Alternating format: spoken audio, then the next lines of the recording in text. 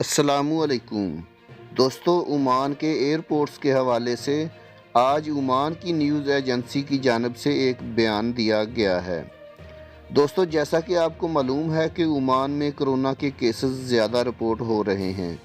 इसी वजह से सुप्रीम कमेटी ने ओमान में रात के टाइम तजारती सरगर्मियां बंद की हुई हैं और ओमान में आने वाले लोगों को 7 दिन के लिए होटल में क्वारंटाइन में भी जाना पड़ता है। इसके साथ ओमान की वज़ारत सेहत का भी कहना है कि जब तक इंतहाई ज़रूरी ना हो बैरून मुल्क सफ़र से गुरेज करें। दोस्तों, ओमान की न्यूज़ एजेंसी की जानिब से जारी करदा एक रिपोर्ट में बताया गया है कि दिसंबर 2020 तक सल्तनत के एयरपोर्ट्स के ज़रिए सफ़र करने वाले मुसाफिरों की तादाद में 70% से ज़्यादा कमी वाक़या हुई है। रिपोर्ट में बताया गया है कि दिसंबर 2020 के आखिर तक मस्कत, सलाला, सुहार और दुकम एयरपोर्ट के ज़रिए सफ़र करने वाले मुसाफिरों की तादाद में 74.3% तक कमी वाक़या हुई है।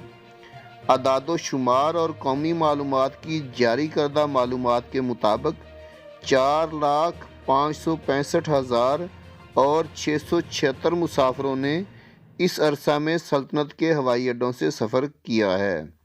इसके साथ साथ दोस्तों, आपको ये भी बताता चलूँ कि एयरपोर्ट्स के हवाले से और भी बहुत सी अफवाहें गर्दिश कर रही हैं कि एयरपोर्ट बंद हो जाएंगे। तो दोस्तों, ऐसी कोई भी बात नहीं है और ना ही ओमान की हुकूमत की जानिब से ऐसा कोई ऐलान किया गया है। आप सिर्फ ऑफिशियल न्यूज़ पे ही एतबार किया करें जो ओमान की ऑफिशियल न्यूज़ साइट में शाया होती हैं। दोस्तों, वीडियो बनाने का मकसद आप लोगों की रहनुमाई करना है।